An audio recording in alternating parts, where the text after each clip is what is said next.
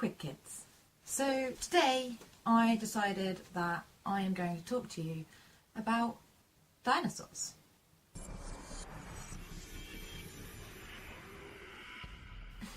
But I'm not going to talk to you about any old dinosaurs. I'm going to talk to you about my favourite dinosaur. That is the Triceratops. So the Triceratops, otherwise known as three-horned face.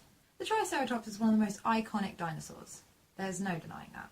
They were around 65 million years ago in the Cretaceous period and were one of the last standing dinosaurs before the meteor hit.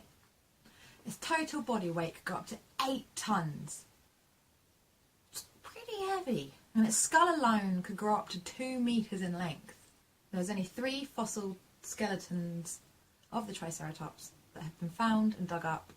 None of them are complete. They lived in North America alongside the T-Rex. One of the skeletons that has been found has noticeable bite marks in its pelvis and in its frill, which is the big fan thing behind its neck. These have been known to be T-Rex bite marks. We do know that Tyrannosaurus rex did eat Triceratops because there have been bones found in T-Rex poo. Wouldn't want that job. Ugh.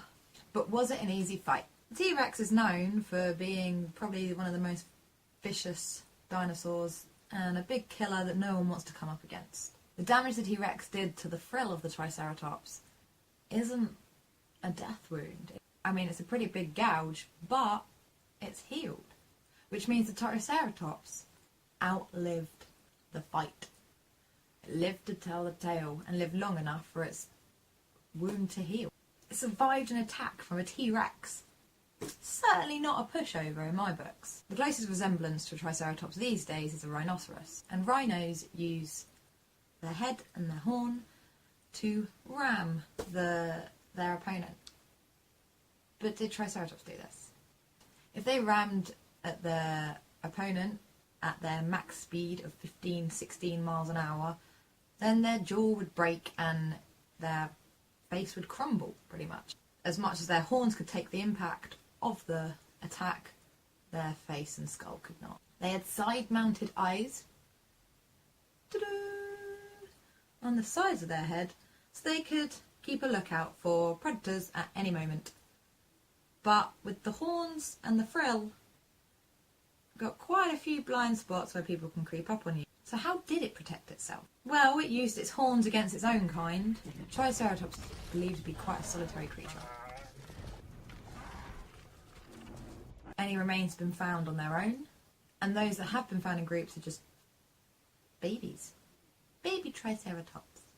They'll stick together when they're juniors, and then once they're fully grown, they will venture off on their own. So one thing that this amazing dinosaur could do is use its horns to pierce its opponent. And you don't want, as we know before, you don't want to go ramming at the opponent because your face will break. So they would have to get underneath and pierce upwards and kind of flick the dinosaur up. So we have our dinosaurs. 2 dinosaurs that probably wouldn't come up against each other, but this is what we're using. So you have the Triceratops. And the Triceratops would come in, and rather than ramming at his opponent, because as you can see the face would just crumble into the body, the Triceratops would tilt its head down, pierce and lift. And by doing that, create a much cleaner wound and a much better impact, which is clearly demonstrated in this next bit of footage from the BBC. Thank you, BBC, and your amazing graphics.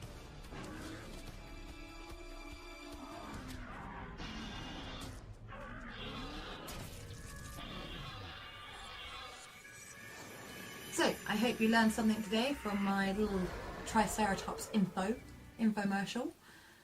And comment below with what your favourite dinosaur is and why, and whether you know any other interesting dino facts. This is Sarah out.